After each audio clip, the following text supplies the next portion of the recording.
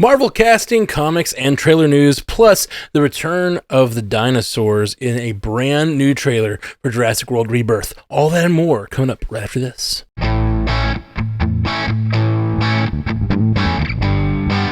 Welcome to Multiverse News, your source for information about all your favorite fictional universes. My name is Matthew Carroll, and with me on the panel today, we have a wonderful crew, our regular crew.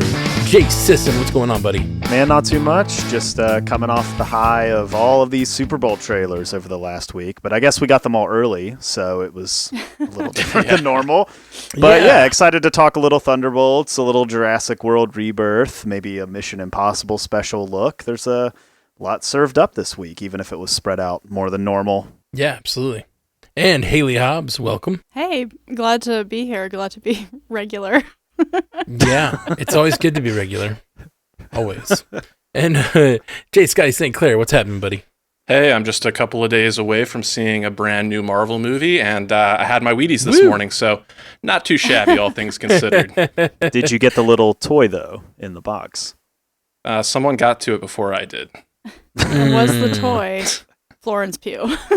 Ooh. No. Those are fighting words. I'll have to go back for that prize now. Who took the toy? All right. Well, we got a 5-star review from Retro Brando 92. Says, been a big fan of Stranded Panda Network for a while, as I am also a stranded panda looking for his fellow nerds.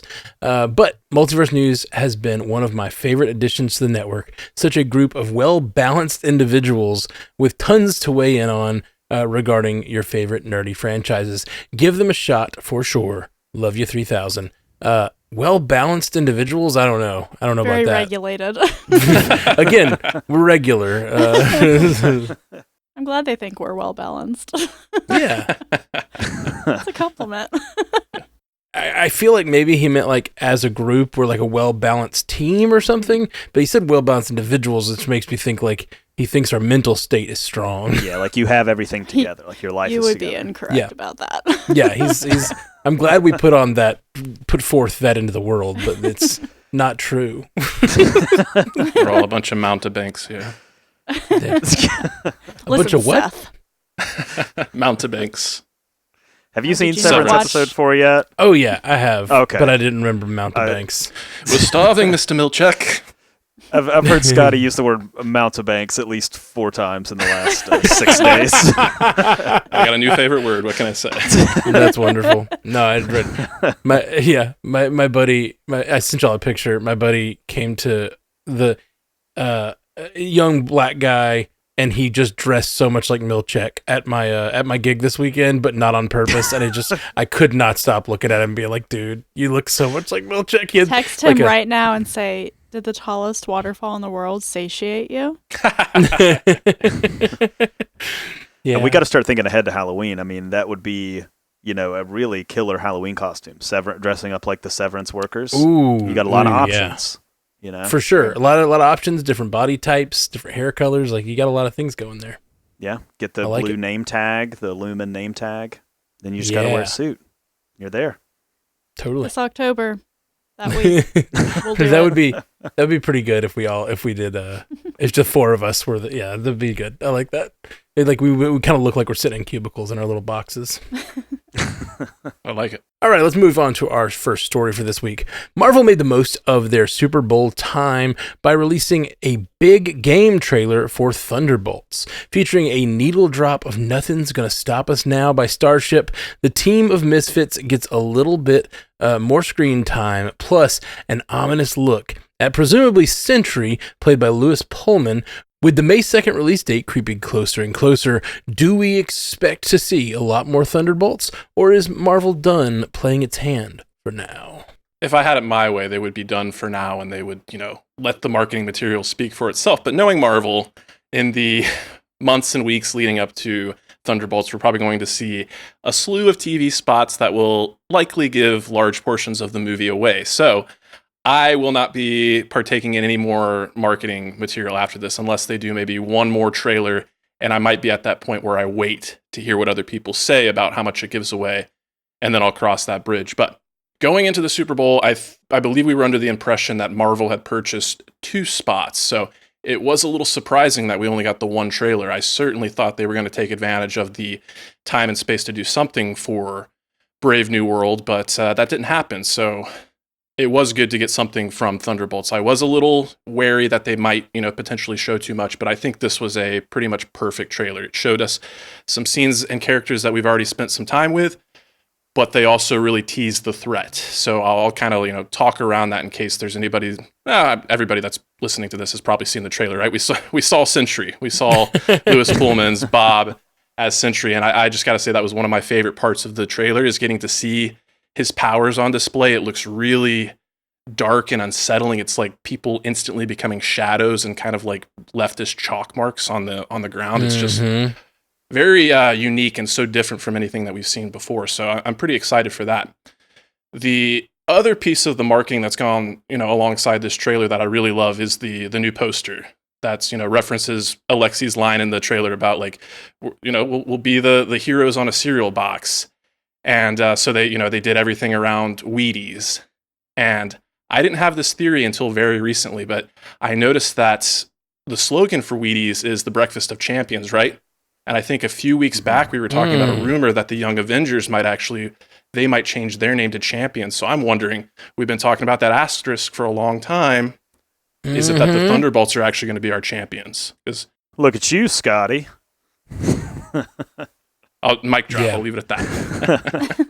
I love the vibe of like the villain / anti-hero, but we're rising above that, but we're not really heroes. I think Yelena even says in the trailer, like, so we just all point and shoot, like we don't really have any powers at all. And I love that, though. I think there's a unique approach here, and it feels like we are being introduced to these heroes in another phase, or villains, I guess, in another phase. We haven't seen a lot of them for a very long time. They've been off doing different things. We have not checked in on them, and it seems like life has not been going great for most of them. I mean, Alexi looks completely out of sorts. John Walker has a kid, but clearly is focused a lot on his fall, and was reading the article about how he basically fell apart in front of the entire world. We know Bucky seems to kind of be off in his own world and maybe gets recruited to pull this team together. And Ghost and Taskmaster, who knows? But at the end of the day, it is cool to see Avengers Tower again. We have not seen Avengers Tower. To have the Avengers referenced, like the opening line of the trailer is, the Avengers are not coming, and it's up to someone else to curb this threat. Like, those references have been missing. We had Infinity War, we had Endgame, we had these big Marvel Avengers Tower, Avengers teams, all of that. And presumably Cap 4 will bring us back to that table again in some form or fashion. But to me, this feels like the first time that we're really kind of picking up in this post-Avengers world. I know we've done it in the TV spots, we've done it here and there, but this feels bigger, I guess, on some level, because you are bringing a lot of characters together.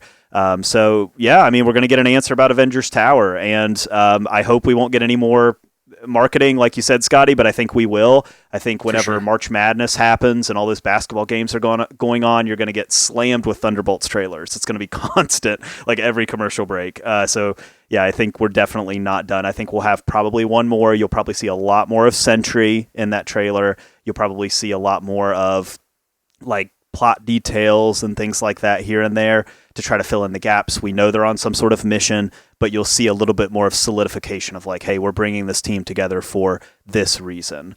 Last thing that is just on my mind is Taskmaster. She gone.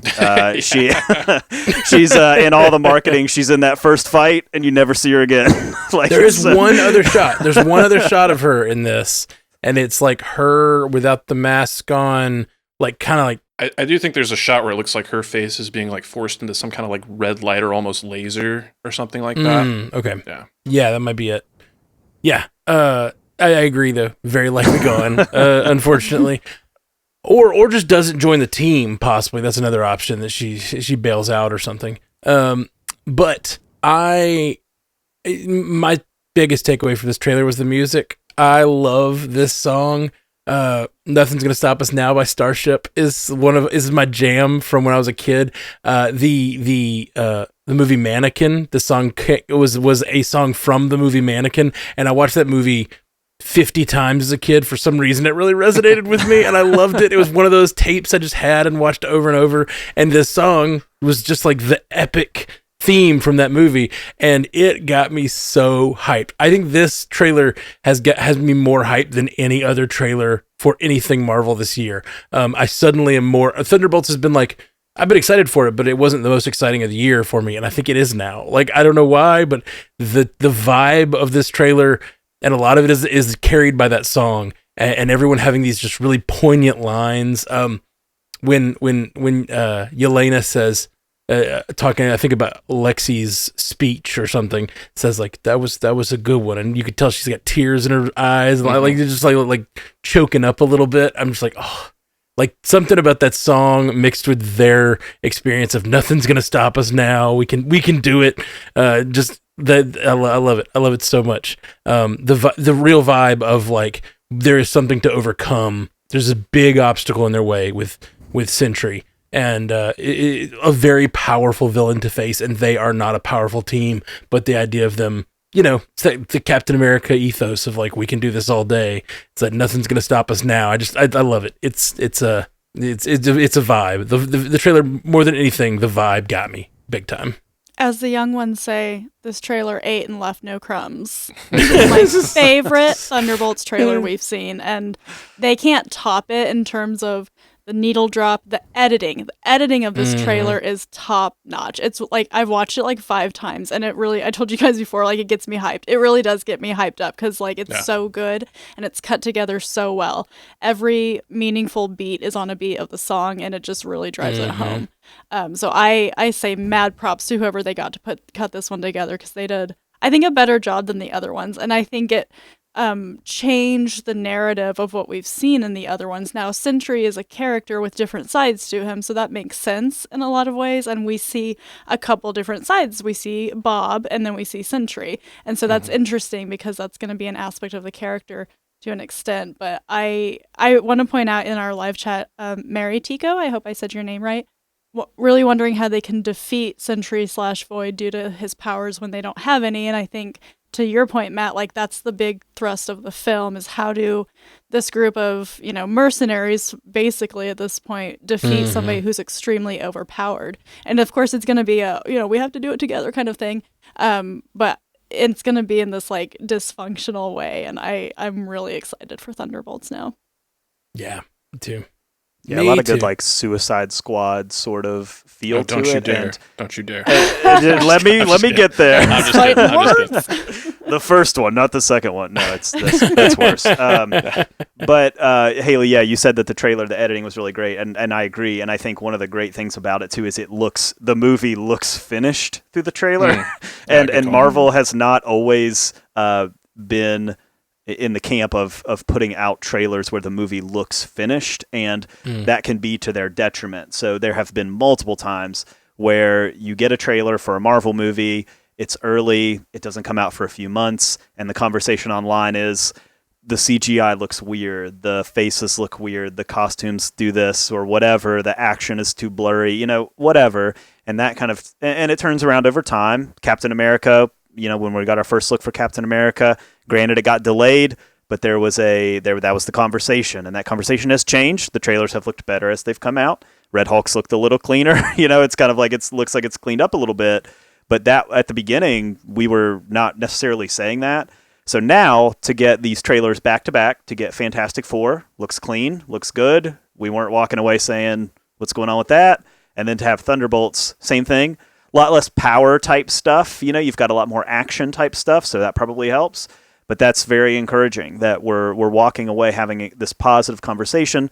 The conversation online is very positive. I do wonder, Marvel Studios in general, if we've got a rising tide lifts all boats with 3 movies coming out so quickly and close together, or if we've got a situation that could potentially maybe backfire a little bit whenever we look back at these box offices and we say, all right, well, we put out Captain America, and then a couple months later, right as soon as it left theaters, we put out another movie, and then as soon as that one left theaters, we put out another movie. That doesn't always work. And so it's a test for Marvel, I think.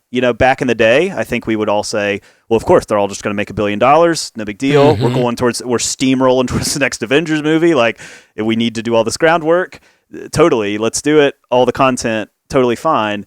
But I think we are in a different place. And so I do wonder, with Deadpool and Wolverine being our only Marvel movie last year, but also making $1 billion, I think it lends itself to that conversation of like, what conversation are we going to be having after Fantastic Four? And we look back at these box offices. Are we going to be saying, oh man, Marvel, they're killing it. They're back. They're raking in a lot of money. It seems to be like we're building something really solid in the lead to Avengers.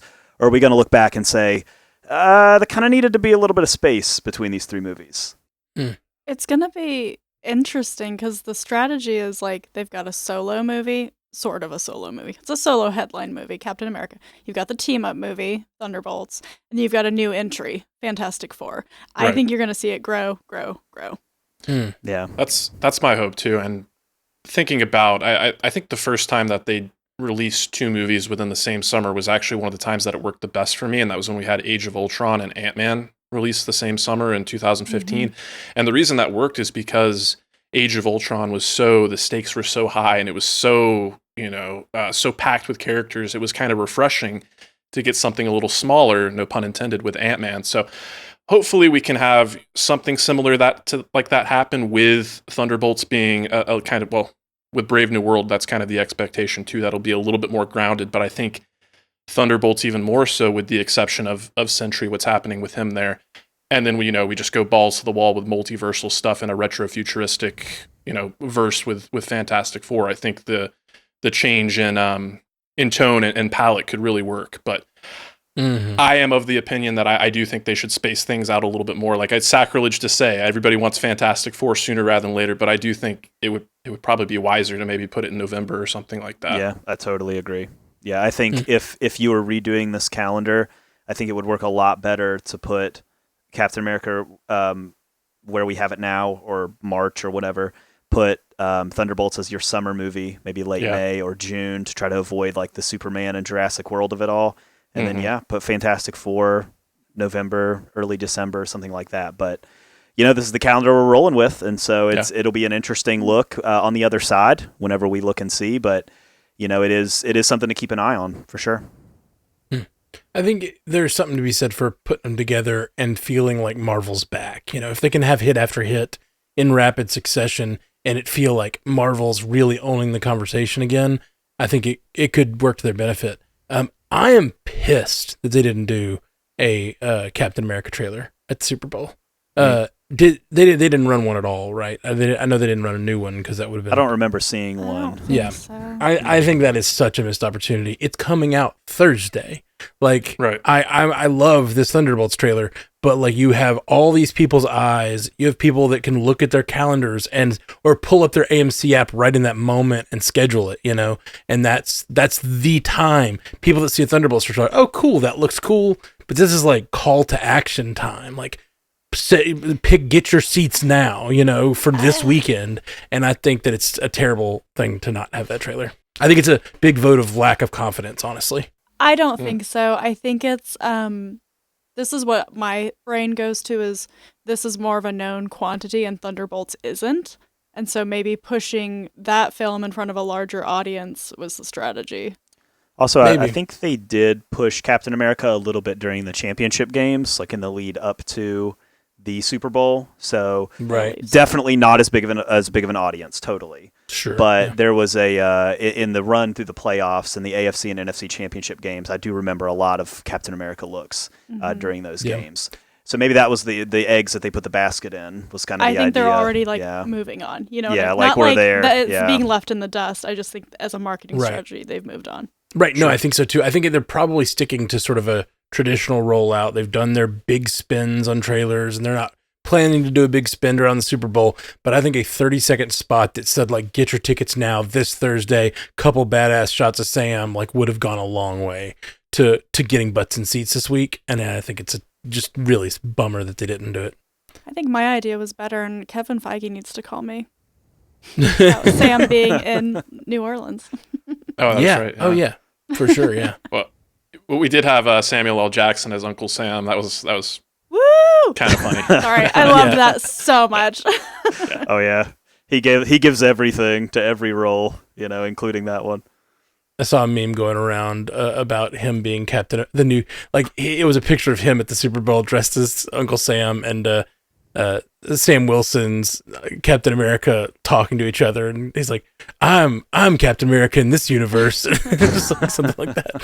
It's Very your funny. Uncle Sam. Oh my God, that honestly plays in my brain. It's so good. I love it so much. So good. All right, moving on to the next story. Last Wednesday, Universal shared a first teaser trailer for Jurassic World Rebirth. The new Jurassic film features a stacked cast with Scarlett Johansson, Mahershala Ali, Jonathan Bailey, and Rupert Friend. The newest dinosaur flick in the epic franchise arrives July 2nd, among other blockbusters that month. The Fantastic Four: First Steps and Superman. Directed by Gareth Edwards, the film takes place 5 years after the storyline of Jurassic World Dominion, and the creators are citing Michael Crichton's original book as providing a lot of the plot inspiration. Did the first look at the newest entry in the Jurassic franchise bear any fossils worth digging into? In the way that I will always see James Bond, Mission Impossible, and Marvel movies, I'm always going to go see a Jurassic movie. I love the Jurassic franchise. I think this trailer looks great. I like that we're kind of just moving on from the other Jurassic World stuff. I'm sure that they will reference it in some way. Obviously, if they're putting it out that this is taking place in this world 5 years after Dominion, then they're not going to just ignore it completely. And I think that's nice too, because I think the Jurassic franchise has always kind of had that thread of continuity between the films that's important. And so I thought it looked great. I thought it looked fun. I thought Jonathan Bailey was really funny in the trailer. Like, I was watching it with you guys before, and I'm like laughing at this trailer because I think it's funny. I think the action looks great. They're kind of forecasting a bunch of the franchise heavy hitters, like which B character is going to get eaten first, and oh my God, is it raptors? Yeah, it's raptors. Yeah, like they hit all those beats that you have to hit with Jurassic franchises. But I think there's going to be some surprises still. So I like it. I like that they're taking from the source material, which probably hasn't happened in a while. I can't say that 100% sure, but they are citing like some specific scenes from Jurassic Park by Michael Crichton that inspired this. So I think it's going to be great. Super Jurassic. Let's go, July. I thought it looked great. Like visually, it looked great, and I was surprised. I feel like I'm kind of eating my words here because, like, I feel like it was just this summer we were talking about this movie, and it was kind of like changing directors and like, are they going to be able to make this release window? And sure enough, it seems like they are far enough along that the pieces are falling into place. And kind of like what you said with the Thunderbolts trailer there, Jay, I'm surprised at how finished this movie looks, and that may be just by way of Universal having these dinosaur assets that they can kind of tweak and perfect over the years that they've had them for so many years. The rest of the trailer, in terms of like the narrative that was being teased, was a little bit of a mixed bag for me. To your point, Haley, felt like there was a lot of returning to form in terms of like, let's just get back to basics. Let's have a ragtag crew of people up against the odds against dinosaurs, and then you throw a family that's not supposed to be there in the mix. That's kind of the classic Jurassic Park formula that you saw in the first three films, that first trilogy there. But, and as we noted in this write down here, it's influenced by the Michael Crichton books. Yeah, I think he did more than one book, right? Mm-hmm. So I have not read those. I know that the genetic manipulation and cloning and things that have been teased are a part of that. So that's just where, I'm open to it. I will see what they present, and it's all going to come down to the execution. But I do get a little wary when it seems like we're returning to that well. It's like, you've got such a great concept. Take dinosaurs, like the ultimate predators, the apex beasts that roam this planet for, however long. I'm not the biologist here. Come on, Scotty. I do like dinosaurs, but I'm not the biologist here. And then so you throw them in the modern day, pit them against humans. Like, that's all you really need. And then, but we just like, okay, now we got to make this like, it looks like a T-Rex combined with a xenomorph kind of blobby thing. And like I said, I'll be open to what I'm going to be there. My butt's going to be in the seat. I will be there in the theater to watch it. But it was a mixed bag for me. Yeah. The one dinosaur that threw me off, was there a large ape in that one shot? I don't remember seeing an ape. I think the big leg that went down or whatever was no. Is that what you're talking about? No, in they're like in a lab. Where it turns red. Yeah, the room is red and it's full of smoke and you can only see the outline. Yeah, that's and what I'm it looks like about. freaking King Kong. Yeah. Yeah, it looks like King Kong in there. A small King Kong, but still a Kong. Prince Kong. Prince Kong. Hey. Yeah. Hey, Jay, don't steal my jokes. I thought it looked like a T-Rex sandworm xenomorph hybrid or something like interesting. I Interesting. We'll have didn't to even notice what it looked go like. look. But no, Yeah. I definitely thought it looked like a large gorilla, which I was like, are they going for like other time periods I mean, where there they're were large saying apes? it's I don't know. taking place on the site of the original research for the original park. And I Right. do like that because we see at the very beginning of Jurassic Park a dinosaur getting, I think it's a raptor, right? The raptor getting put on Jurassic Park. Yeah. And so it came from Shoot somewhere, her! right? So I like Shoot that that's like a her! I like that I like that about it. That's like, oh yeah, this happened all the way back in the first movie. And where did you think they came from? We didn't breed them here. They did have a lab on the island, but they came from somewhere else. Like, I like that, actually. Yeah. It seems like in the trailer they made the point to note that this is the island where they sort of dumped all of the misfits that they created. So they would genetically manipulate these dinosaurs on the other islands that we've seen in other movies. And then if something went wrong and one was too aggressive or one had too many claws or whatever, they just threw it on this particular island. And yeah, I'm with you, Scotty. I will reserve judgment always. I do love the franchise. I'm all in. I'll be there. But I do sometimes take issue with franchises who always try to up the ante with the same story. So I'm really thinking about like Star Wars, for example. Like whenever we got The Force Awakens, it's like, oh yeah, we've got this big thing that can destroy planets, but it's bigger and it's a planet too, and you've got to destroy it. And it's like, okay, well, it's obviously just the story of the Death Star, but just bigger. Like it's just a big planet now, or whatever. And sometimes that just doesn't work for me. Like I love nostalgia. I love nostalgia in movies. I'm a sucker for nostalgia in movies. Like you can throw nostalgia in movies and I'll eat it up. But sometimes it's just like, man, like tell me something new, like take it in another direction. And so for this to kind of be like, okay, these are dinosaurs, but this is like the Frankenstein one that's way worse than all the others. They kind of played with that a little bit in the last one with like Chris Pratt and all them, like we made a super dinosaur, and it's the super predator or whatever.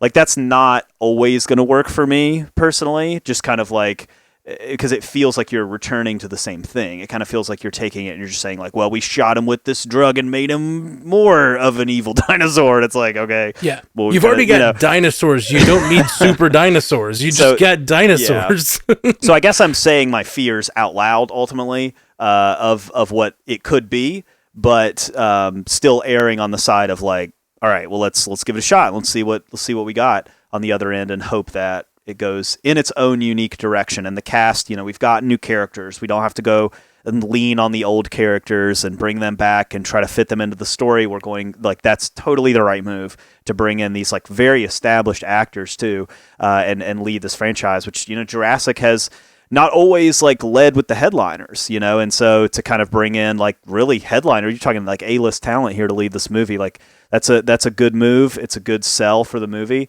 So ultimately, yeah, hopeful.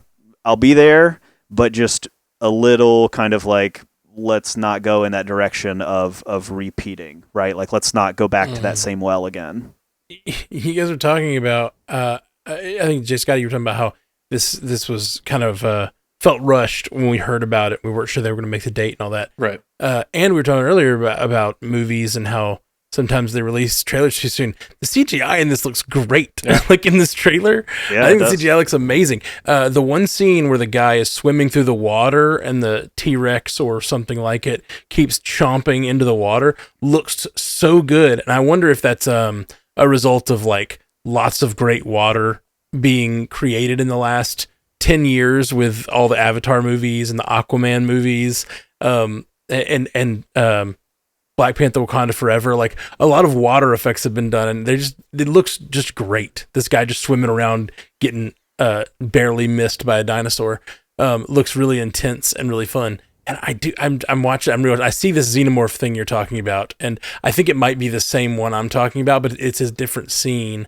And the shadow looks like an ape. It has like long arms. I don't know what's going on. But overall, looks fun. I don't know. I'm of the three. What is it? July or June? July. Yeah. Of the 3 July movies, this is my least exciting. But I'm more excited for Superman. I'm more excited for First Steps. But this looks cool. Looks fun. I'm a little worried for it. Maybe the world isn't like me, but like, I just feel like the Jurassic franchise doesn't have the same dedicated fan base that Marvel and DC do right now. I don't know about that. I disagree with that. I think a lot of people love Jurassic Park. Like, sure, you don't that's have true. to know anything going. Like, you don't have to know anything to go to this movie. You know what I mean? Yeah. Sure, that's true. It's universal and it's universal. But thank you. That's kind of the opposite side of the coin. Like, I don't think it has as strong of a like people that are waiting for the next Marvel movie every 3 months or whatever. There's just this sort of fervor about that and a fervor for DC stuff. Jurassic movies are something that is more broader appeal though. So I don't know. It kind of could go either way, but I'm worried about it being smushed. I'm worried about all 3 of those movies being smushed together. Honestly, I'm worried all 3 of them might not I get think July is going to be huge. Yeah, it will be. It 100% will be. I just worry that one of them is going to get smushed out of the hugeness, I guess. But we'll see. All right. Well, let's move on to our next story. A couple of Marvel stories are making the rounds after being revealed on podcasts recently. Firstly, actor Coleman Domingo verified that he did have conversations with Marvel's executives, though only after rumors of him playing Kang the Conqueror were circulating. Domingo emphasized that he wants a role that will allow him to build something from the ground up, and that Kang rumors were never a conversation from his point of view. On the comics side, Deadpool co-creator Rob Liefeld left some comments on the floor of the Robservations podcast about feeling slighted during the Deadpool and Wolverine creative process, and that Marvel boss Kevin Feige ignored him on the red carpet. Liefeld also said that Marvel has a history of not treating comics creators well, specifically name-dropping Feige. Rumors and chat to chew on. What will we spit out? Yeah, so you got 2 different things here, right? And the Coleman Domingo thing, he was basically asked about it. He was like, hey, there's people saying that you would make a great Kang the Conqueror. It talks about you've been going over to Marvel and talking about that. Like, what's going on there? And so I'm totally with him. I mean, I think this idea of, wait, so you just want me to step into the role that somebody else has already built? Like, for someone of his level, and he's a star on the rise right now, it doesn't make a lot of sense for him to do that, doing the recast, stepping into a role that's been established by someone else. You will eternally be compared to that person, and whether or not you did a better job or a worse job, and people will always do that. Like, for the time that you play that role in every film, they will look back and say, are you better than Jonathan Majors or not at this thing? And for him, that just does not make sense. Like, if you are Coleman Domingo, he's got kind of the world open to him right now. He could probably walk into Marvel Studios, and it sounds like this is what's been happening, and basically say, like, what do you got for me? Let me see all the possible roles, and I'll pick and choose what I want to do.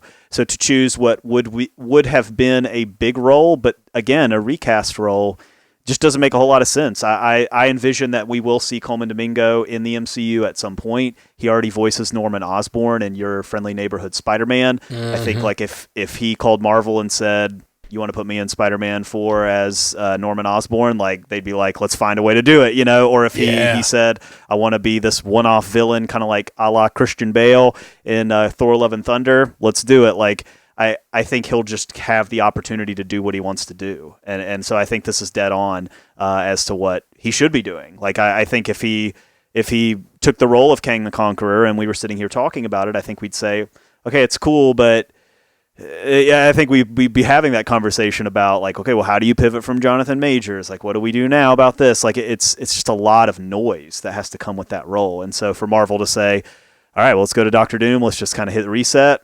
I mean, it just makes sense from a universe standpoint as you're trying to move this thing forward and not have to juggle all of that material and try to figure out how to make it work. And then for Liefeld, I mean, who knows? At the end of the day, I mean, he did basically. If you don't know who Rob Liefeld is, he is the creator of Deadpool and Co-creator. Cable. That's right. Yes, but yeah. So if you ask him, he's the creator of it. I know. But yeah, but he needs to be corrected. yeah, he has announced before this that he would step away from writing comics just because he's getting older and it's not really in his wheelhouse anymore. Plus, he's got all the money. I mean, he has co-creative rights with Deadpool in all of the films. Any Deadpool on screen from here on out, Rob Liefeld's getting money from it. Like it's just the way the whole thing is structured for him. So he's not really writing comics anymore, but now he's come out and said, well, actually also too, I will not work with Marvel anymore. Like if they want my input on anything, I don't know if they were calling in the first place, but it seems like not. But if they want to have me around for anything, I will not be in their corner at all. And I think it is interesting. I mean, from his allegations, so this seems seems like super gossipy and petty that I'm talking about this. But from his allegations, what he says happened is that he never really got the creative credits in the movie. Like his name was just like buried where it should have been front and center. That he was brought to certain events but not others, and that when he was brought to this world premiere, that they basically put him in the corner and just ignored him, and they would like walk by him and not pay him attention, and that when they would take photos of him with like the creative team and Ryan Reynolds, that they just deleted all the photos, that they like never put him up anywhere, that they just kind of like hit delete as soon as he walked away, I guess. And then the big thing that he seems really pissed off about is that they did not invite him to the after party. So they had a big after party, which is customary after a red carpet event, and did not invite him or his family. So again, at the end of the day, it's drama, and it's like drama's always going to have two sides, and there's always going to be, and Feige will never comment on this, by the way. And so yeah, three sides, I guess. The truth too is in there, but yeah, it's again, it's like, does it matter for the future of Deadpool? No, like Disney owns all of the rights for Deadpool. They can make a Deadpool movie anytime they want. They bought those rights exclusively, but it is an interesting thing when the co-creator of the thing is not on board. It's like it just raises. You don't have to say really it like it's fake. thing. It's real that he's a co-creator. I had to just catch myself up, but yeah, it just interesting behind the scenes stuff going on with Marvel as always. But some good, some bad, I guess. At the end of the day, it screams, I would like some attention. And Liefeld has a history of saying things that make him sound this way. So this isn't the first time he's done something like this. This isn't the first time he said, I'm walking away from Marvel. There's a history there.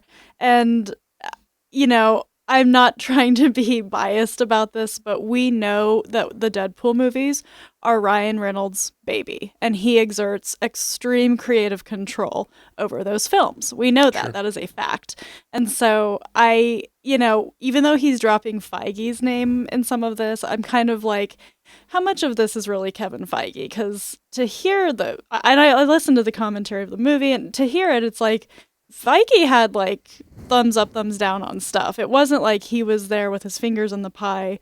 This was a Ryan Reynolds, Sean Levy thing. So, I'm just like, who really didn't invite you? Who really, whatever. I mean, it doesn't really matter. Like, grow up, whatever. Have your own after party. Do whatever you want. But that's kind of how I feel about the Liefeld. It just doesn't. Now, if you want to talk about equity for comics creators in general, I think that has been an issue. I think it probably still is an issue. That could probably be something that could be improved, I'm sure. I know that if you work for Marvel or DC, you probably sign something that says, when you do this, we own it. And so there's that, right. But is that something that could be made better? I'm sure that is true. And so there's that aspect to it as well. So to turn to something positive, I love Colman Domingo. I think he's a fabulous, very versatile actor, and I really do want him in the MCU. And when we talked about the Kang rumors, like, he could have done it. I have complete faith that he would have been a fabulous Kang. But I totally respect and love his decision to want to own a role, and I want to see him do that as well.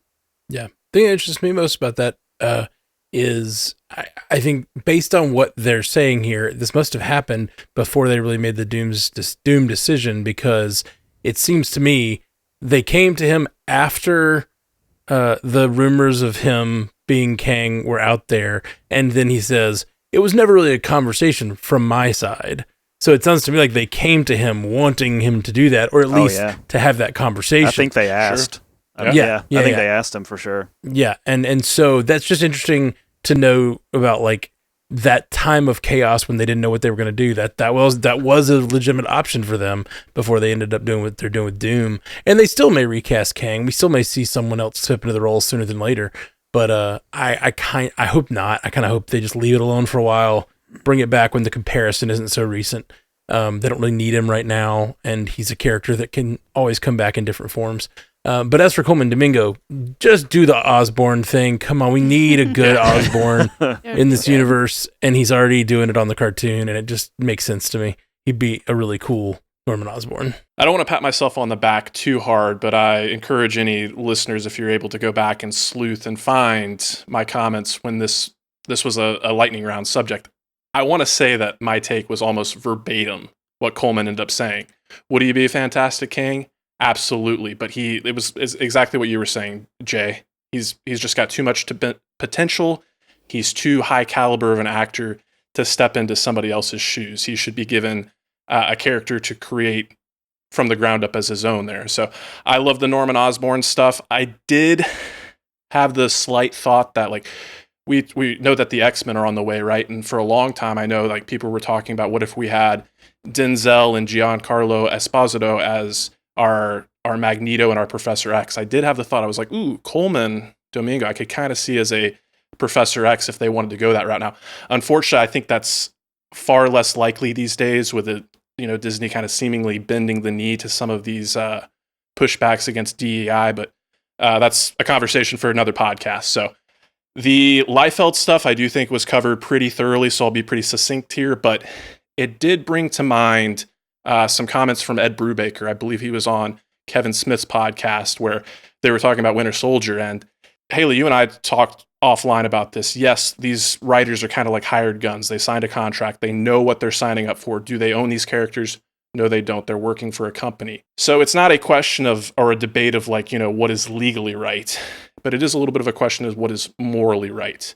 And inviting somebody to an after party, inviting somebody to a red carpet event, just like making their name a little bigger seems like small concessions to me when these people have, like, given so much to you. Yeah, they got paid for it, but in a lot of cases, they created the defining story arcs for some of these characters, specifically Ed Brubaker. Now, Rob Liefeld, I'm kind of with you, Haley. Like, reportedly, he's been a little bit of a diva and a pain in the ass. So it's kind of like, you get what you get. If you behave a certain way, people aren't going to want to keep inviting you back. But from an optics and image perspective, it seems like it would be just a lot easier just to say, hey, come to the after party, do your thing, and then we don't have to deal with, this public smear campaign. Or I guess it is well-founded in some instances, but it's drama, right?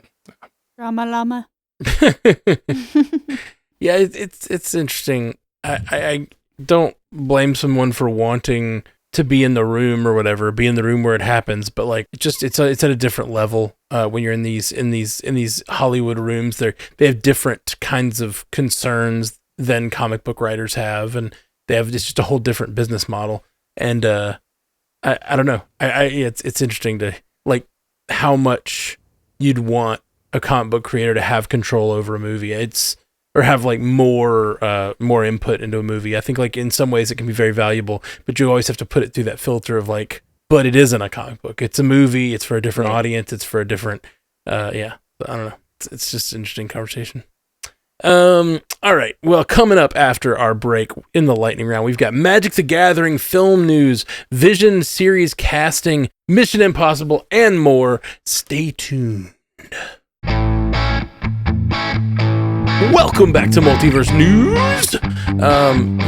Somebody tell the people about our Patreon. I will. I'll tell you about Do Patreon. it. Do it, Haley. We have stickers. Look, We do have aren't stickers. They cute? Hell yeah. Look at those Join stickers. the Patreon and you can have a sticker. Yeah. So if You you're a can put current it patron, anywhere. I've put a call out. You need to send Anywhere. us your address. Some of you have A+, some of you haven't. you could still get an A-, I promise. And if you have a weird Patreon username, I do need your government name just for the sake of mailing it. I promise we won't use it in any other capacity. We're not weird like that. But if you would like a sticker, one of these beautiful purple, like King the Conqueror purple stickers. That's a terrible plug. But you know what? It's not King, the character's fault. So join our Patreon at, what is it? Patreon.com/multiverse newscast. That's $4 right. a month. Every existing patron gets one. Every new patron will get one. We'd love to see you over there. Yeah. This might be the push you need. Yeah. That sticker. That's the thing you've been waiting for.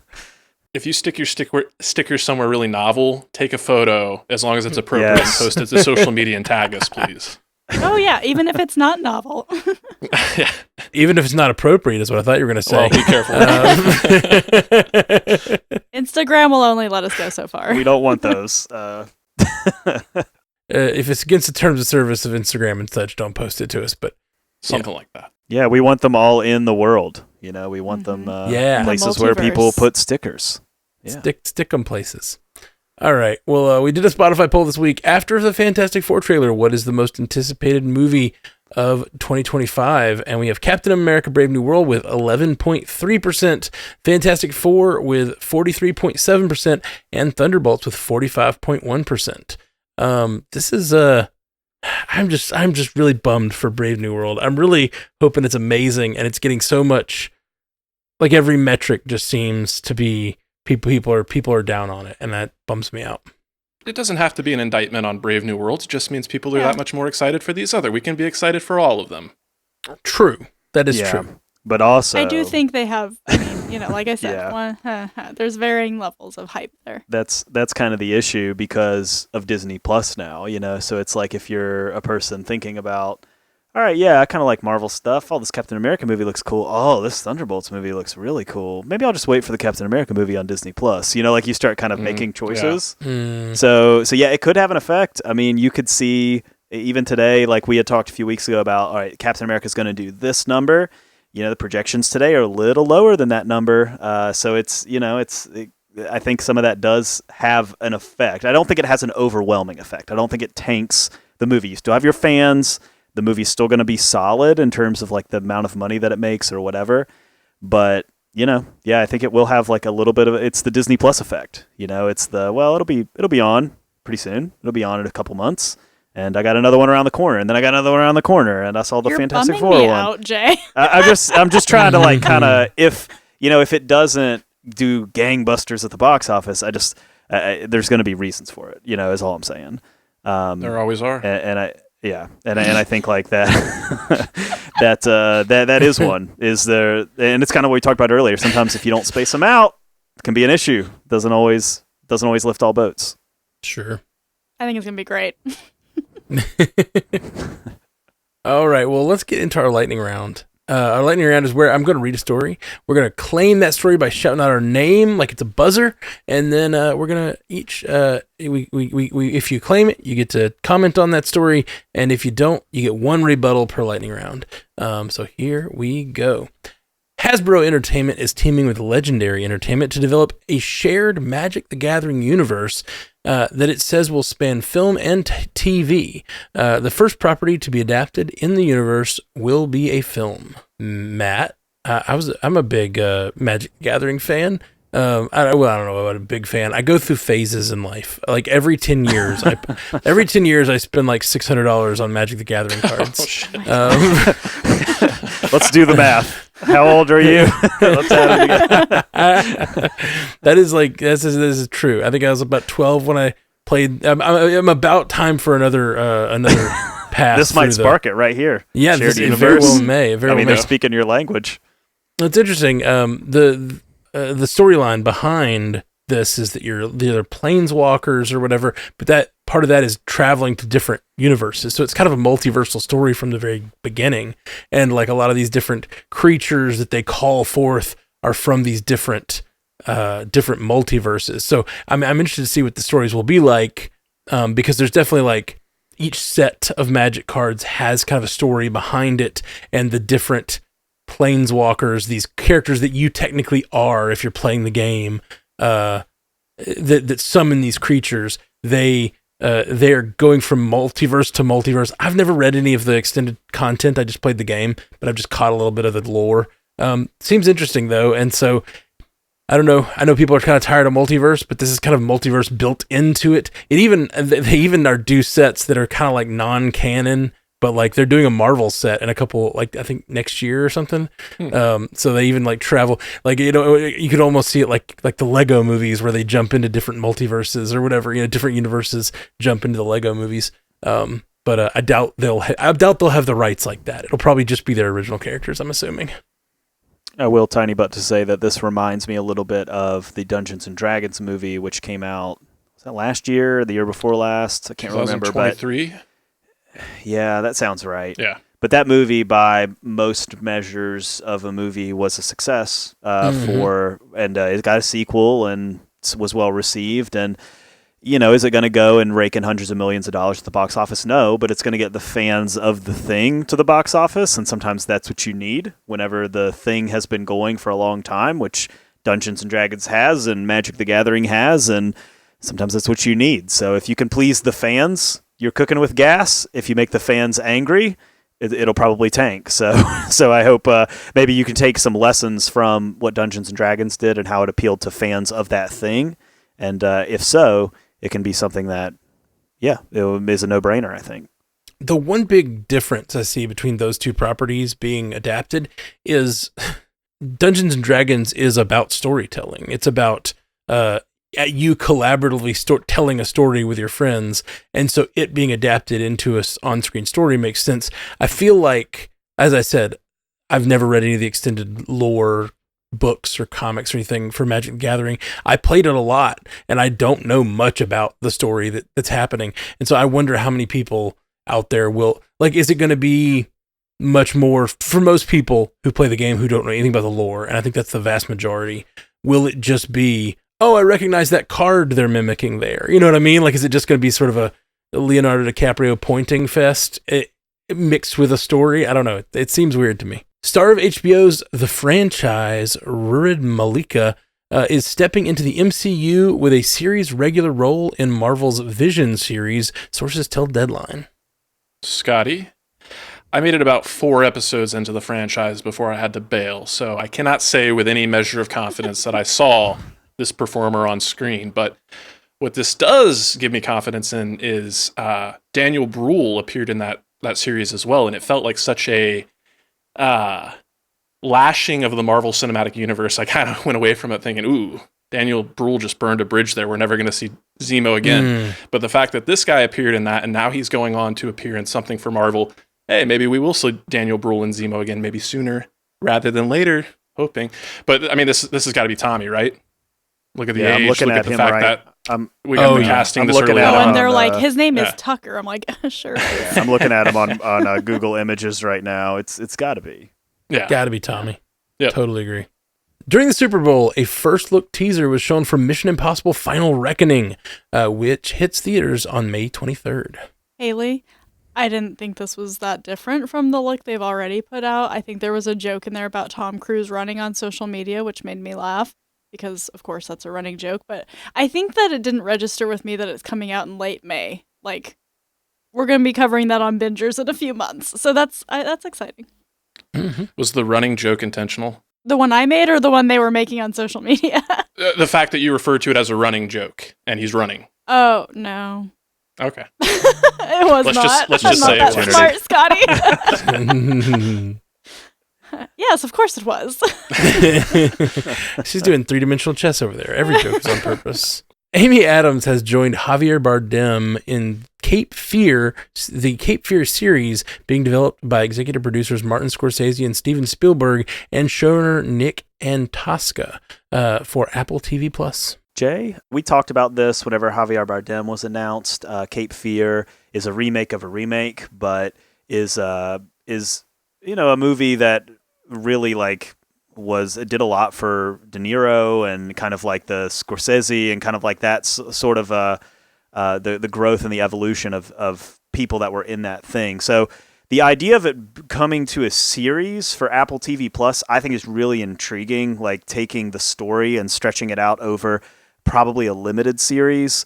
Amy Adams has been in a couple different limited series, so I think it's perfect. It's a perfect fit, I think, probably for what they're trying to do. We don't know if she's playing like the main character who's being stalked, kind of like the original story, but I would almost assume that she probably is, just based on who she is, and just kind of looking at it and thinking like she's probably in that role. That'd be a little bit of a departure from the previous adaptations, and I actually really like that. That's a good call. I kind of hope that's the case. Game of Thrones star Peter Dinklage has joined Michael C. Hall and Uma Thurman in Dexter Resurrection, the continuation series of Showtime's Dexter franchise. Scotty, good for everybody involved. I'm still kind of burnt out when it comes to Dexter, so we'll see how this one continues to shape up. If I hear decent enough stuff about it, as well as the prequel series, maybe I can be convinced to go another round with Dexter and the Dark Passenger.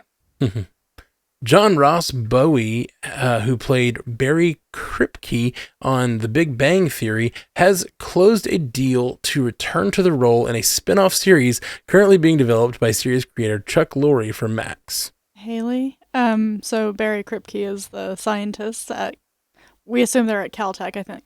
I don't know if they ever say in the show.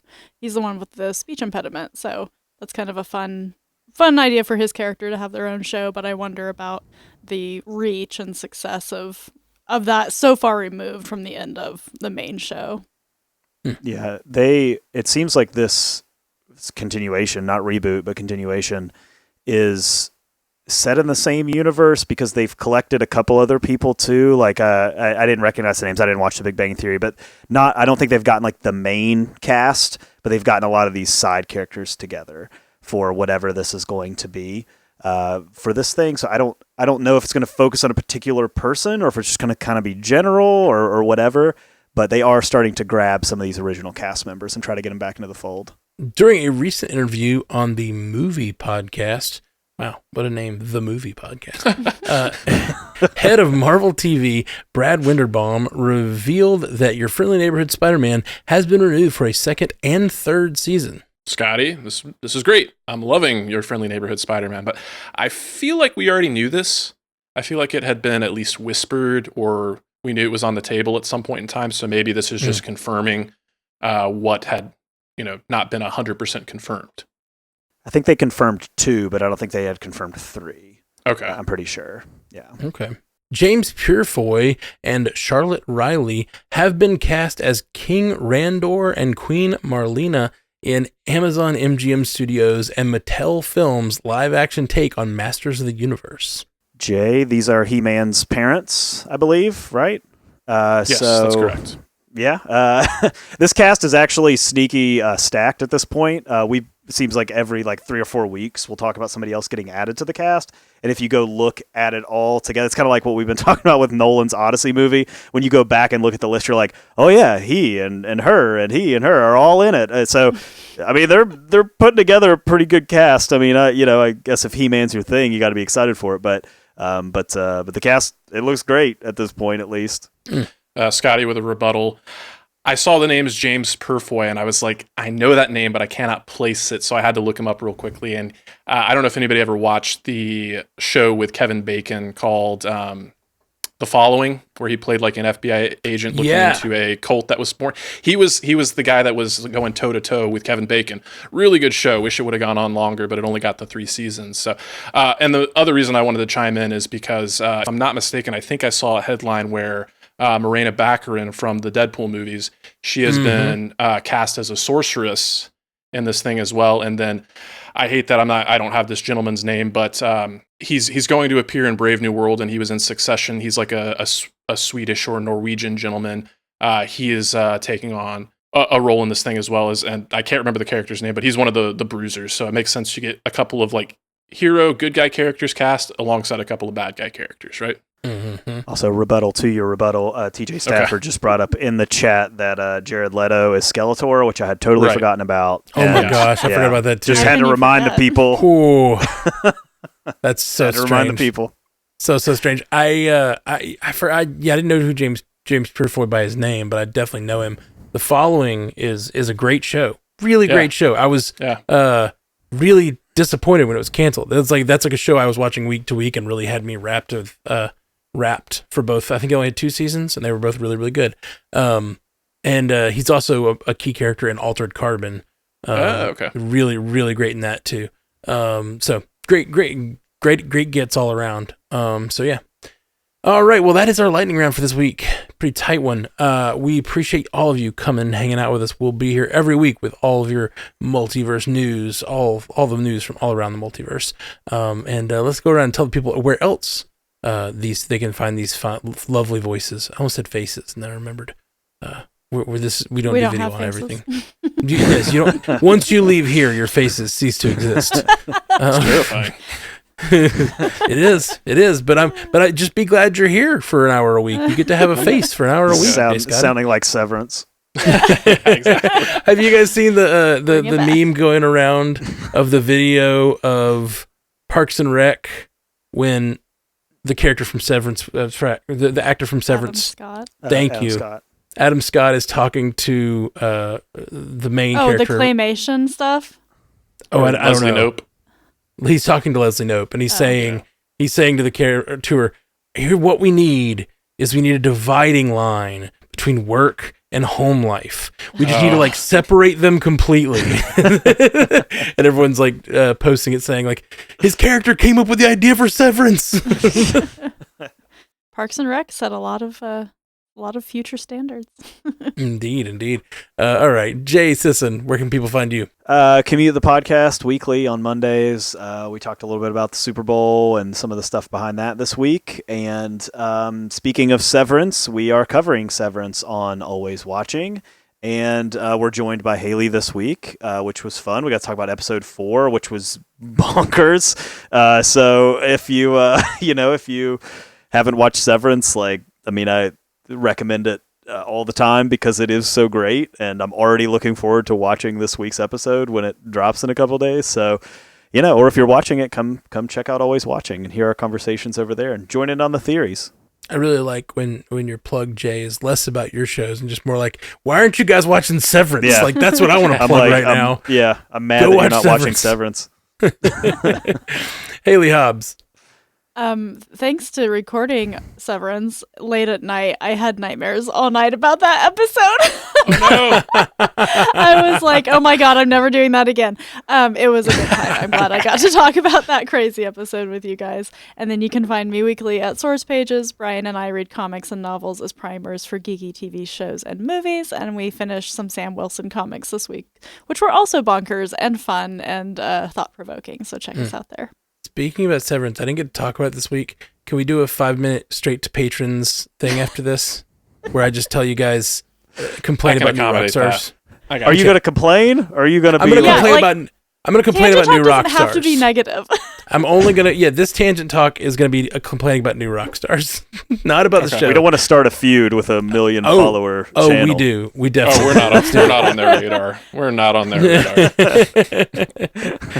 We should be though. That's right. J. Sky Sinclair.